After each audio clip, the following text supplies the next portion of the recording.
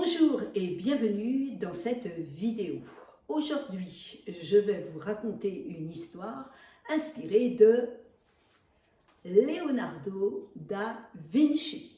Je vais tirer 6 cartes. Sur chaque carte, il y a 6 lignes et je prendrai une ligne de chaque carte, ce qui me fera un départ aléatoire pour une histoire.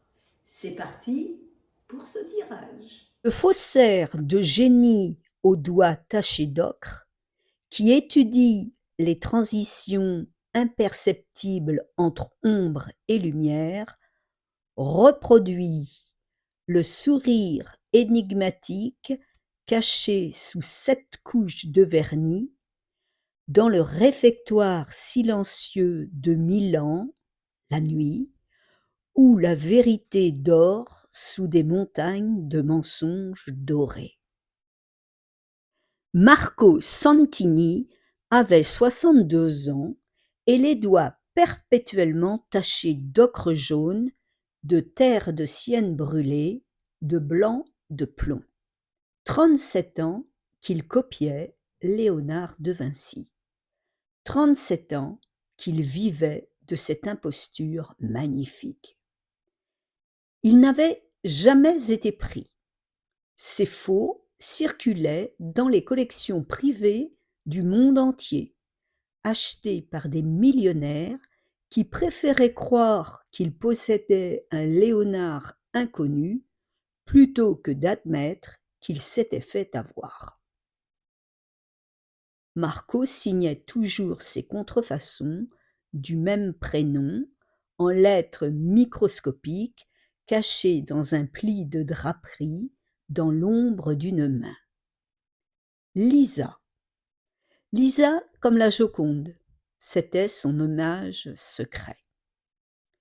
Mais ce soir-là, dans le réfectoire silencieux de Santa Maria delle Grazie à Milan, Marco n'était pas venu pour copier.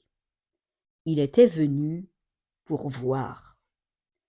Il avait soudoyé le gardien de nuit avec une somme obscène pour être 2 heures seul avec la scène, 2 heures face au chef-d'œuvre mourant, écaillé, restauré 10 fois, presque détruit par les bombardements de 1943 et ravagé par l'humidité du temps. Minuit venait de sonner. Marco installa son chevalet portable, ses lampes, ses loupes. Puis il s'assit et regarda.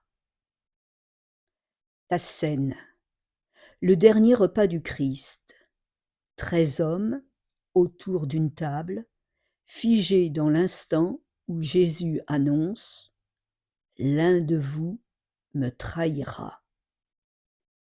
Marco connaissait chaque centimètre carré de cette fresque. Il l'avait étudiée dans les livres, sur des reproductions haute définition et dans des documentaires. Il avait peint des dizaines de copies partielles. Les mains de Jésus, le visage horrifié de Jean, la main tendue de Pierre vers le couteau. Mais être là, seul, la nuit, face à l'original, c'était différent. Les couleurs survivantes pulsaient faiblement dans la lumière de ces lampes.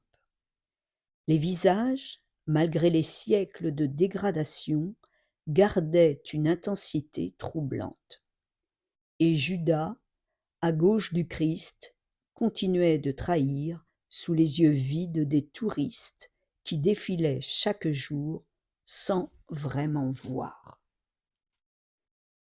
Marco sortit ses pinceaux. Il n'allait pas copier la scène entière, c'était impossible. Et de toute façon, personne ne croirait à l'existence d'une deuxième version complète. Non.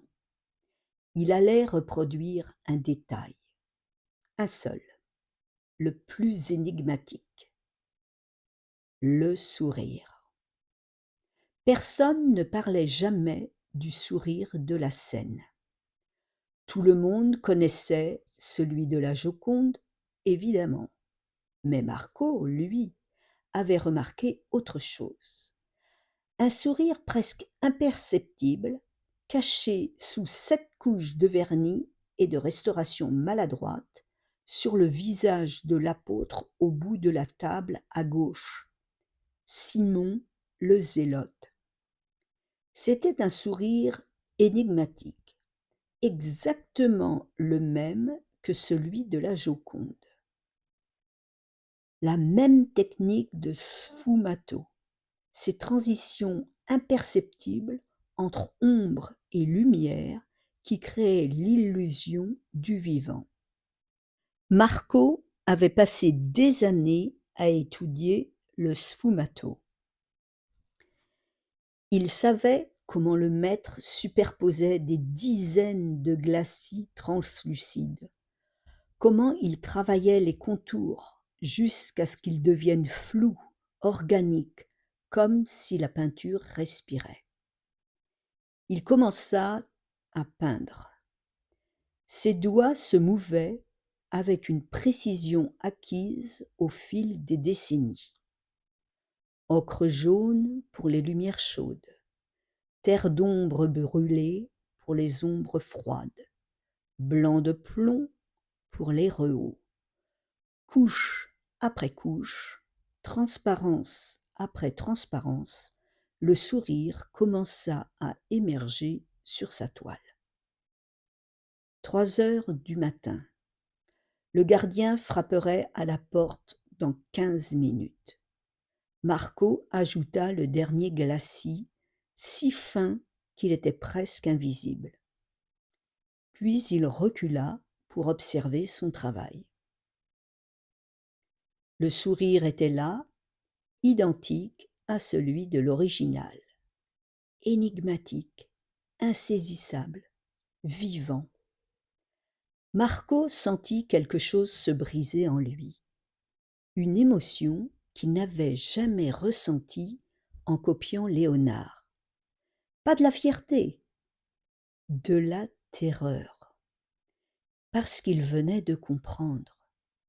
Le sourire de Simon le Zélote n'était pas le même que celui de la Joconde.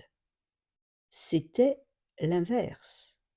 La Joconde avait été peinte 20 ans après la scène. Léonard avait d'abord créé ce sourire ici, dans ce réfectoire de Milan, sur le visage d'un apôtre dont personne ne se souvenait jamais du nom. Et ensuite, pendant des années, il l'avait perfectionné, affiné, jusqu'à le transférer sur le visage de Lisa Gherardini. Le sourire de la Joconde n'était pas original. C'était une copie, une contrefaçon sublimée. Marco éclata de rire. Un rire silencieux, presque hystérique. Lui, le faussaire, venait de découvrir que Léonard lui-même avait été un faussaire, que le tableau le plus célèbre du monde était la copie d'un détail d'une fresque oubliée. La vérité dormait sous des montagnes de mensonges dorés. Les historiens de l'art, les conservateurs, les experts, tous racontaient l'histoire qu'ils voulaient croire. La Joconde, comme création ex nihilo, jaillit du génie de Léonard. Personne ne voulait voir qu'elle était une variation, une répétition, une copie améliorée. Marco rangea ses pinceaux. Il laissa le tableau sur son chevalet.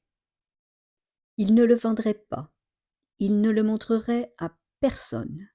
Ce serait son secret, sa connivence avec Léonard par-delà les siècles. Le gardien frappa à la porte. « Signore, c'est l'heure. » Marco sortit dans la nuit milanaise, les doigts encore tachés d'ocre. Demain, il retournerait à son atelier clandestin. Il continuerait à copier Léonard, à vendre ses contrefaçons aux collectionneurs naïfs. Mais désormais, il le ferait sans culpabilité. Parce qu'il savait maintenant que copier n'était pas trahir, c'était continuer, c'était transmettre, c'était, à sa manière, créer. Et quelque part dans le réfectoire silencieux, sous les couches de vernis et de temps, Simon le Zélote continuait de sourire, énigmatique, éternel. À bientôt pour une nouvelle histoire.